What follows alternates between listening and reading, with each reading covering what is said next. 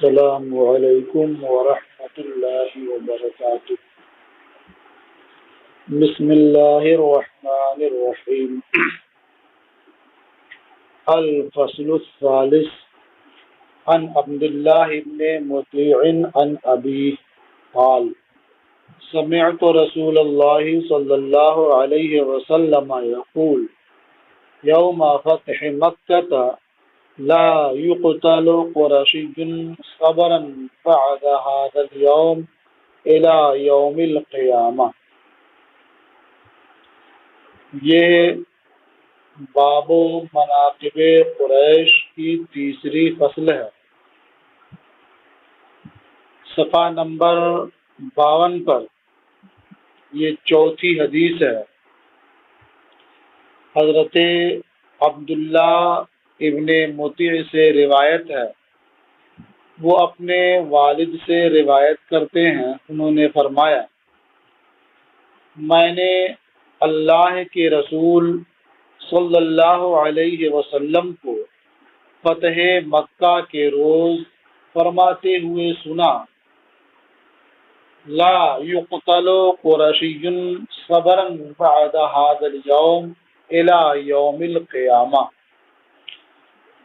آج کے بعد سے روز قیامت تک کوئی قریشی قید کر کے قتل نہیں کیا جائے گا۔ تو کوئی قریشی قید کر کے قتل نہیں کیا جائے گا، اس کا ایک معنی تو یہ ہے کہ یہ قتل نہ کیا جانا، اس کا ایک مفہوم تو یہ ہے کہ ایسا نہیں ہوگا کہ کوئی قریشی اسلام سے مرتد ہو جائے اور کفر پر وہ ثابت رہے۔ تو جب وہ اسلام سے پھرے گا نہیں، کفر پر ثابت نہیں ہوگا، تو اسے قتل نہیں کیا جائے گا۔ یہ حکم ان کے لیے ہے جو ارتداد اختیار کر لیتے ہیں کہ انہیں گرفتار کیا جائے، اور اگر وہ اس عمل سے باز نہیں آتے ہیں تو انہیں قتل کر دیا جائے۔ تو اس خبر کا مطلب ہوا کہ قریش کے لیے آج کے بعد سے قیامت تک یہ نوبت نہیں آئے گی۔ اور اس کا ایک دوسرا معنی یہ ہے کہ یہ خبر بمعنی انشاء ہو، اور مفہوم یہ ہو کہ آج کے بعد سے قیامت تک کسی قریشی کو باندھ کر کے قتل نہ کیا جائے۔ تو ایسی صورت میں یہ خبر دینا نہیں ہے بلکہ یہ حکم دینا ہے، تو خبر بمعنی انشاء۔ رواہ مسلم، اسے امام مسلم نے روایت کیا ہے۔ اب اس کا دونوں میں سے کوئی معنی مراد لیا جائے، بہر دو صورت ہے، اس میں قریش کی فضیلت کا ذکر ہے۔ وعن ابی نوفل معاویہ بن مسلم قال، اور ابو نوفل معاویہ ابن مسلم سے روایت ہے، انہوں نے فرمایا رأیت عبد اللہ بن الزبیر علی عقبۃ المدینہ، میں نے عبداللہ ابن زبیر کو مدینہ کی گھاٹی پر دیکھا۔ تو حضرت عبداللہ ابن زبیر یہ مکہ میں رہتے تھے، تو مدینہ کی گھاٹی پر دیکھنے کا مطلب یعنی مکہ مکرمہ سے باہر جو راستہ مدینہ منورہ کی طرف جاتا ہے، تو اس گھاٹی کو عقبۃ المدینہ کہا جاتا ہے۔ تو گویا ہے تو وہ مکہ سے متصل، لیکن اس کی اضافت مدینہ کی طرف کی جاتی ہے، اس لیے کہ وہ راستہ مدینہ منورہ کی طرف جاتا ہے۔ یہاں یہی مراد ہے کہ میں نے عبداللہ ابن زبیر کو مدینہ کی گھاٹی پر دیکھا۔ قال، انہوں نے فرمایا فجعلت قریش تمر علیہ، یعنی ابو نوفل کہتے ہیں کہ قریش ان کے پاس سے گزرنے لگے۔ یہ دیکھنے کا واقعہ یہ ہے کہ حجاج ابن یوسف نے حضرت عبداللہ ابن زبیر کو سولی دی، ان کا سر الگ کیا اور جسم ان کا مدینہ کی طرف جانے والے راستے پر ایک تنے سے لٹکا دیا۔ تو انہوں نے جو حضرت عبداللہ ابن زبیر کو مدینہ کی گھاٹی پر دیکھا، یعنی اس حال میں کہ ان کا جسم ایک تنے پر لٹکایا ہوا ہے، انہیں سولی دی گئی۔ تو اب قریش اس راستے سے گزرنے لگے، ان کے پاس سے گزرنے لگے، لوگ آنے جانے لگے۔ والناس تمر علیہ فجعلت قریش تمر علیہ والناس، تو قریش حضرت عبداللہ ابن زبیر کے پاس سے گزرنے لگے، والناس، اور دیگر لوگ بھی گزرنے لگے، حتی مر علیہ عبداللہ ابن عمر فوقف علیہ، یہاں تک کہ ان کے پاس سے عبداللہ ابن عمر کا گزر ہوا تو وہ وہاں ٹھہر گئے۔ فقال، اور ٹھہرنے کے بعد فرمایا، السلام علیک ابا خبیب، یہ ابو خبیب حضرت عبداللہ ابن زبیر کی کنیت ہے۔ ابو خبیب، تم پر سلامتی ہو۔ السلام علیک ابا خبیب، دوبارہ کہا ابو خبیب تم پر سلامتی ہو۔ پھر تیسری بار فرمایا السلام علیک ابا خبیب، ابو خبیب تم پر سلامتی ہو۔ اما واللہ لقد کنت انہاک عن ھذا، سنو بخدا میں تمہیں اس سے روکتا تھا، اس سے منع کرتا تھا، یعنی جو اس سولی کا سبب بنا ہے اس سے میں تمہیں منع کرتا تھا، روکتا تھا، اور تم سے کہتا تھا کہ خروج نہ کرو، امامت کا دعویٰ نہ کرو، ان اشرار کی مخالفت سے بچو، یہ ہے کہ میں تمہیں اس سے منع کرتا تھا۔ اما واللہ لقد کنت انہاک عن ھذا، پھر دوسری بار یہی کلمہ ارشاد فرمایا، کہ میں تمہیں اس سے منع کرتا تھا، سنو بخدا میں تمہیں اس سے منع کرتا تھا۔ تیسری بار فرمایا اما واللہ لقد کنت انہاک عن ھذا، سنو بخدا میں تمہیں اس سے منع کرتا تھا۔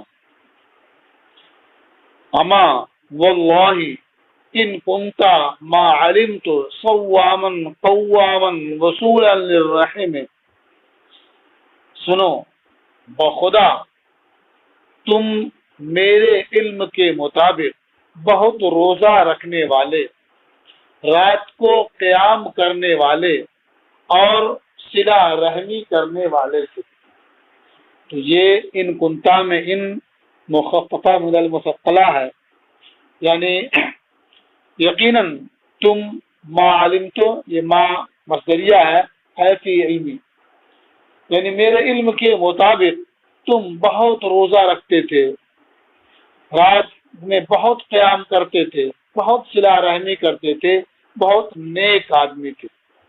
اما واللہ لامۃ انت شرها لامۃ سوء، سنو بخدا وہ امت جس میں تم برے ہو، یقیناً وہ خود بری امت ہے۔ اور ایک روایت میں ہے لامۃ خیر، یعنی یقیناً وہ امت جس امت میں تم برے ہو وہ اچھی امت ہے۔ یہ اچھی امت کہنا تعریضاً تھا۔ ثم نفذ عبداللہ ابن عمر، پھر عبداللہ ابن عمر وہاں سے چلے گئے، آگے بڑھ گئے۔ گویا یہ ساری باتیں انہوں نے حضرت عبداللہ ابن زبیر کی لاش سے کی جو ایک درخت سے لٹک رہی تھی۔ اتنی باتیں کر کے وہ آگے بڑھ گئے۔ اس سے یہ سمجھ میں آیا کہ انسان مرنے کے بعد وہ سنتا بھی ہے، سمجھتا بھی ہے، اور انہوں نے جو ان کے مناقب بیان کیے تاکہ یہ بات واضح ہو جائے کہ حجاج ابن یوسف نے جو الزامات عائد کیے ہیں، جو باتیں ان کے خلاف کہی ہیں، یہ بالکل غلط اور بے بنیاد ہیں۔ آگے بڑھ گئے۔ فَبَلَغَ الْحَجَّاجَ مَوْقِفُ عَبْدِ اللَّهِ وَقَوْلُهُ، تو حجاج ابن یوسف تک عبداللہ ابن عمر کے ٹھہرنے اور ان کے بعد عبداللہ ابن عمر کا ٹھہرنا اور ان کا بات کرنا پہنچ گیا، یعنی یہ خبر حجاج ابن یوسف تک پہنچی کہ حضرت عبداللہ ابن عمر یہاں ٹھہرے تھے اور اس طرح کی بات کر رہے تھے۔ فَأَرْسَلَ إِلَيْهِ، تو حجاج نے عبداللہ ابن زبیر کے پاس آدمی بھیجا، فَأُنزِلَ عَنْ جِذْعِهِ، تو ان کی لاش ان کے تنے سے اتار لی گئی، جس تنے پر سولی دی گئی تھی اس سے لاش اتار لی گئی۔ فَأُلْقِيَ فِي قُبُورِ الْيَهُودِ، اور انہیں یہود کی قبرستان میں ڈال دیا گیا۔ اس زمانے میں یہود کی قبرستان معلوم تھی، اس کا پتہ تھا، وہاں ڈلوا دیا اس نے، اب تو وہ قبرستان بھی ناپید معلوم ہوتا ہے۔ ثم ارسل الى امه اسماء ابنت ابی بکر، پھر حجاج ابن یوسف نے ان کی ماں اسماء بنت ابو بکر کے پاس آدمی بھیجا۔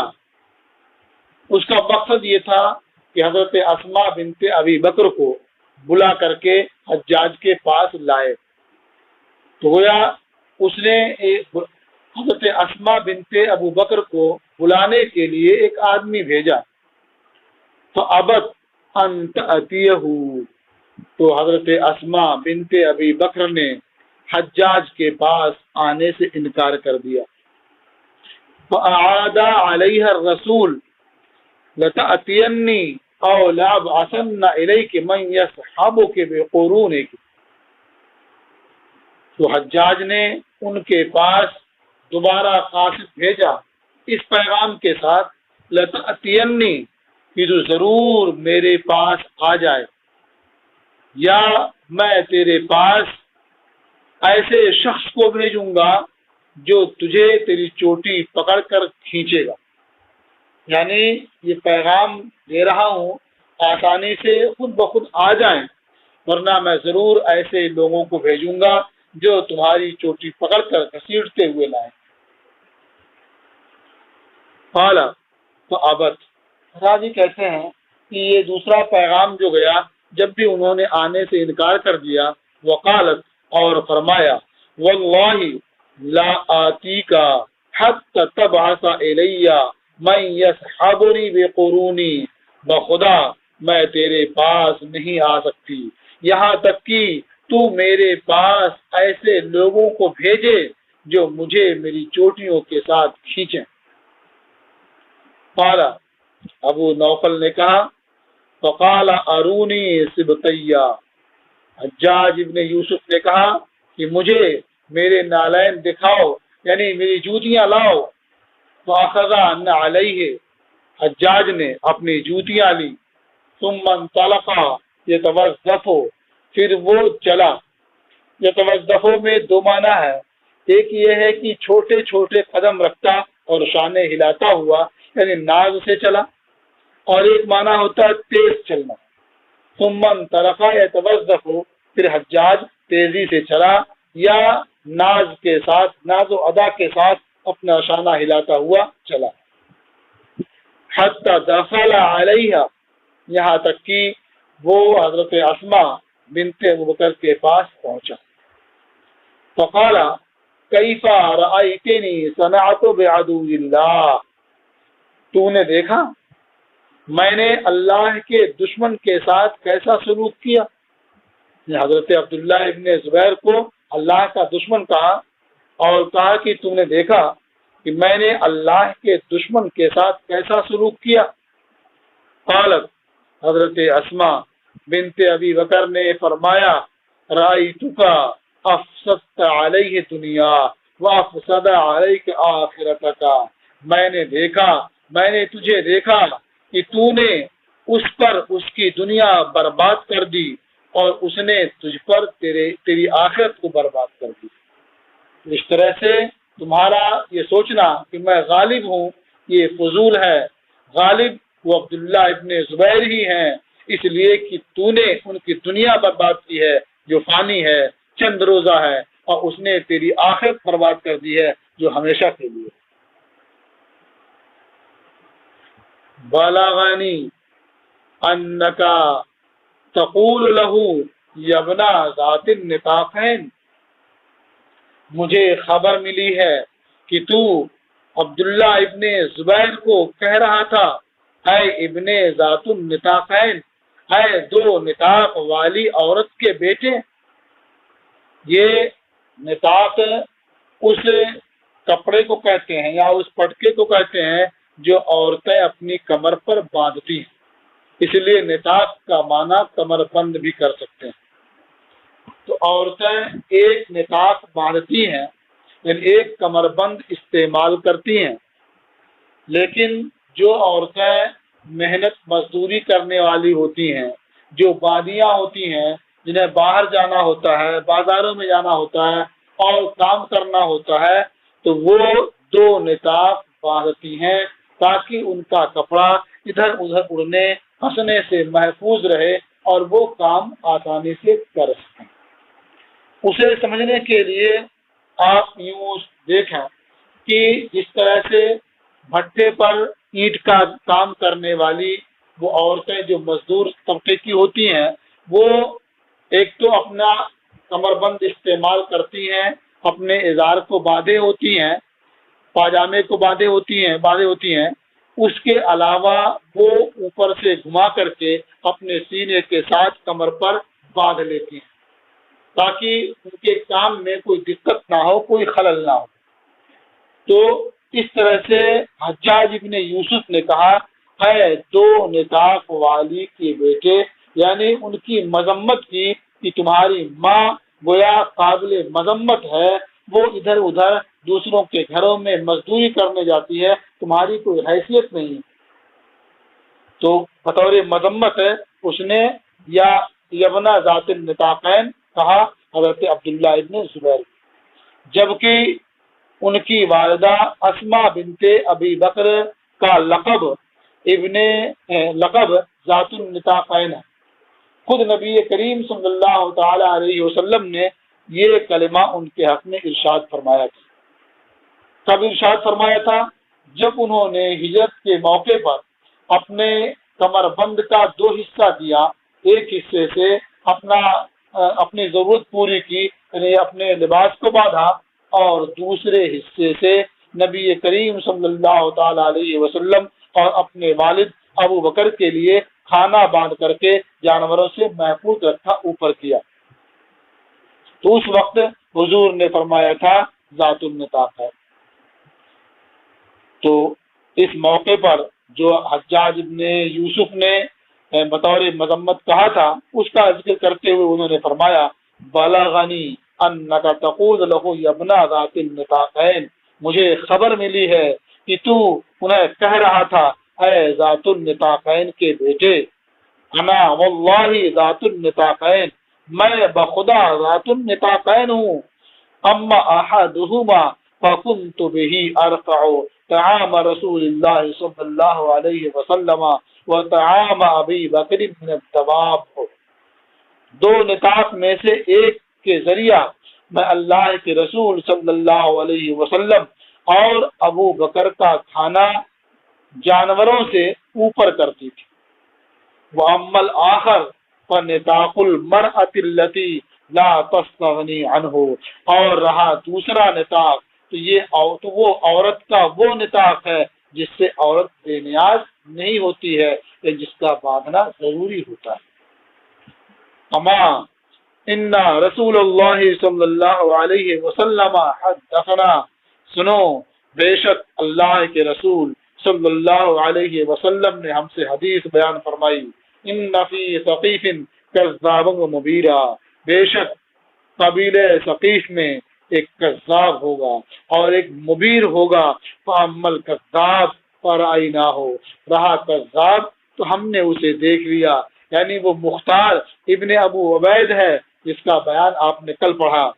وَأَمَّا الْمُبِيرُ، اور رہا ہلاک کرنے والا مبیر، فَلَا أَخَالُكَ إِلَّا إِيَّاهُ، تو میں تجھے نہیں سمجھتی مگر وہی مبیر، یعنی حضور نے جو ہلاک کرنے والے کی خبر دی تھی کہ قبیلہ ثقیف میں ایک بہت ہلاک کرنے والا بندہ ہوگا، وہ ہلاک کرنے والے بندے تم ہی ہو۔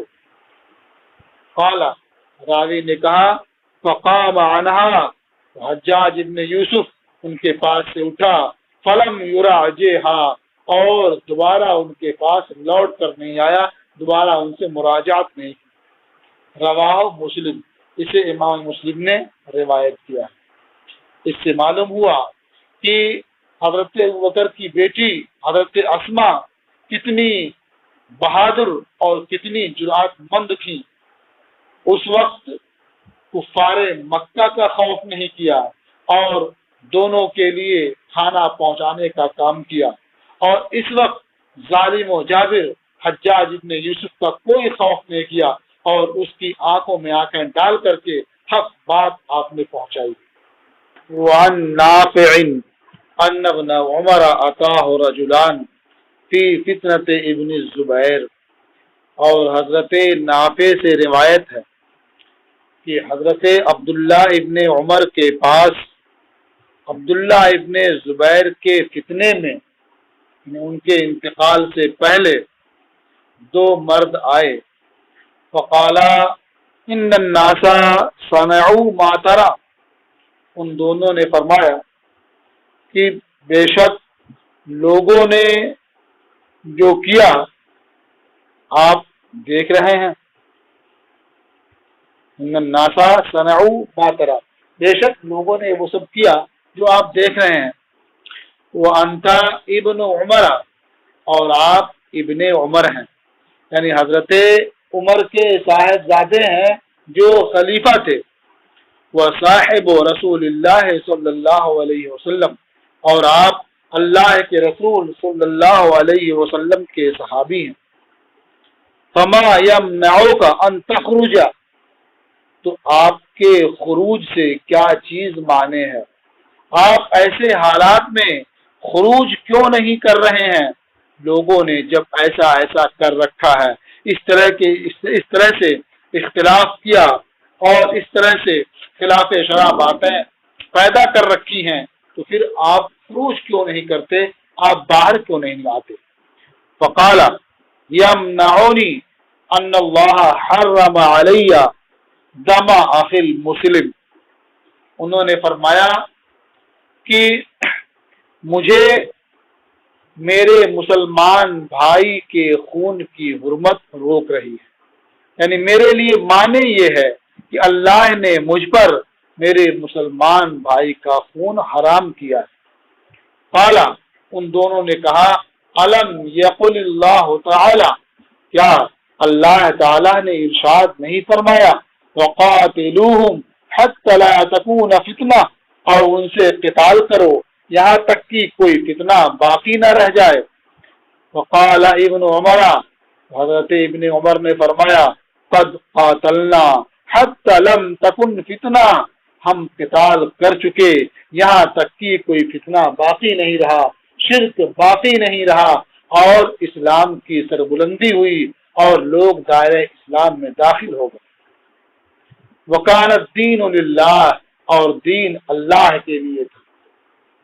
وانتم تريدون ان تقاتلوا حتى تكون فتنہ، اور تم چاہتے ہو کہ جنگ کرو تاکہ فتنہ ہو جائے، ويكون الدين لغير الله، اور دین اللہ کے علاوہ کسی اور کے لیے۔ وہ جو آیت تم نے پیش کی ہے وہ بے محل پیش کی ہے، اس کا یہ موقع نہیں ہے، اس کا جو موقع تھا وہ ہم نے اس پر عمل کیا اور ہم نے جہاد کیا، قتال کیا۔ رواہ البخاری، اسے امام بخاری نے روایت کیا۔ وعن ابی ہریرہ قال، اور حضرت ابو ہریرہ سے روایت ہے، انہوں نے فرمایا جاءت طفیل بن عمرو الدوسی الى رسول اللہ صلی اللہ علیہ وسلم، حضرت ابو ہریرہ سے روایت ہے، انہوں نے فرمایا کہ طفیل ابن عمرو الدوسی اللہ کے رسول صلی اللہ علیہ وسلم کی بارگاہ میں آئے، فقال ان دوسا قد ہلکت حسب و ابد، بے شک قبیل دوس ہلاک ہو گیا، اس نے نافرمانی کی، اس نے انکار کیا، یعنی میں نے ان تک دین کی باتیں پہنچائی تو انہوں نے انکار کر دیا، انہوں نے نافرمانی کی، فادعوا اللہ علیہم، لہذا آپ اللہ سے ان کے خلاف دعا فرماتے۔ فظن الناس انہ یدعو علیہم، لوگوں کو خیال ہوا کہ حضور ان کے خلاف دعا فرمائیں گے، فقال، سرکار نے ارشاد فرمایا اللہم اہد دوسن، اے اللہ قبیلہ دوس کو ہدایت عطا فرما، وَأَتِ بِهِمْ، اور انہیں لے آ، یعنی انہیں اسلام کی حالت میں یہاں لے آ، یعنی وہ اسلام قبول کر لیں اور یہاں حاضر ہو۔ متفق علیہ، یہ حدیث متفق علیہ۔ یہ حضرت طفیل ابن عمرو دوسی یہ نمائندہ تھے، یہ مبلغ تھے، یہ اللہ کے رسول صلی اللہ علیہ وسلم کی بارگاہ میں حاضر ہوئے تھے، انہوں نے اسلام قبول کر لیا، اور جب یہ جانے لگے تو ان کی خواہش ہوئی کہ میں یہ پیغام اپنی قوم تک پہنچاؤں، تو اس پر انہوں نے کہا یا رسول اللہ میرے لیے کوئی نشانی ہو جائے تو یہ اچھا رہے گا اور لوگوں کو یہ پیغام سمجھ میں آئے گا اور انہیں قبول کرنا آسان ہوگا۔ تو اللہ کے محبوب صلی اللہ علیہ وسلم نے دعا فرمائی اور ان کی دونوں آنکھوں کے درمیان نور پیدا ہو گیا۔ تو جب انہوں نے دیکھا کہ دونوں آنکھوں کے درمیان نور پیدا ہوا تو بہت گھبرائے اور انہوں نے نبی کریم صلی اللہ علیہ وسلم کی بارگاہ میں عرض کیا یا رسول اللہ یہ کسی اور جگہ ہو جائے ورنہ میری قوم کے لوگ کہیں گے یہ اس نے دین قبول کر لیا ہے، یہ مسلح ہو گیا ہے، یعنی اس کا چہرہ بگڑ گیا ہے۔ تو حضور صلی اللہ علیہ وسلم نے دعا فرمائی تو وہ نور ان کی پیشانی سے، ان کی آنکھوں کے درمیان سے ان کے عصا کی طرف منتقل ہو گیا، جو رات میں ٹارچ کی طرح سے روشن ہوتا اور اس کی روشنی میں آپ اپنے کام انجام دیتے تھے۔ تو اب انہوں نے اپنی قوم کے لوگوں کو اسلام کی دعوت دی اور یہ نشانی بھی دکھائی، لیکن اس کے باوجود انہوں نے اسلام قبول نہیں کیا، انکار کیا، تو وہ سرکار کی بارگاہ میں آئے اور کہا یا رسول اللہ وہ ہلاک ہو گئے، انہوں نے انکار کیا اور نافرمانی کی، لہذا آپ دعا فرمائیں۔ لیکن حضور نے ان کی ہدایت کی دعا کی تاکہ وہ اور اس بات کی دعا فرمائی کہ مسلمان بن کر کے حاضر ہوں، یعنی وہ اسلام قبول کر لیں۔ وعن ابن عباس قال، اور حضرت عبداللہ ابن عباس سے روایت انہوں نے فرمایا قال رسول اللہ صلی اللہ علیہ وسلم احب العرب لثلاث، اللہ کے رسول صلی اللہ علیہ وسلم نے ارشاد فرمایا کہ عرب سے محبت کرو تین امر کی وجہ سے۔ ایک امر کیا ہے؟ لأنی عربی، عرب سے محبت کرو اس لیے کہ میں عربی ہوں، تو مجھ سے محبت ہے، تو یہ مجھ سے محبت اس بات کی متقاضی ہے کہ ان عرب سے محبت کرو۔ لأنی عربی، اس لیے کہ میں عربی ہوں۔ والقرآن عربی، اور قرآن عربی ہے۔ وکلام اہل الجنت عربی، اور اہل جنت کا کلام عربی ہے، اس لیے تم عرب سے محبت کرو۔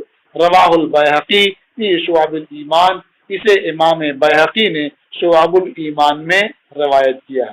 اس سے سمجھ میں آتا ہے کہ جب آدمی کسی چیز سے محبت کرتا ہے تو اس کی نسبت جس چیز سے ہوتی ہے اس سے بھی آدمی محبت کرتا ہے، اور یہ محبت کرنی بھی چاہیے۔ گویا اس کی تعلیم اس طرح سے ضمن نبی کریم صلی اللہ تعالی علیہ وسلم نے دی ہے کہ عرب سے محبت کرو تین باتوں کی وجہ سے، کہ تمہیں مجھ سے محبت ہے اور میں عربی ہوں، قرآن سے محبت ہے، قرآن عربی ہے، تمہیں جنت سے محبت ہے اور وہاں کلام کیا ہے؟ عربی ہے۔ تو معلوم ہوا کہ جس سے تمہیں محبت ہو تو جو ان چیزوں کا جن سے لگاؤ ہے، جن چیزوں کا اس سے لگاؤ ہے، اس سے بھی محبت ہونی چاہیے۔ یہ باب یعنی باب و مناقب قریش یہ ختم ہوا۔ اب اس کے بعد دوسرا باب، باب و مناقب صحابہ، انشاءاللہ کل شروع ہوگا۔ السلام علیکم ورحمۃ اللہ تعالی وبرکاتہ۔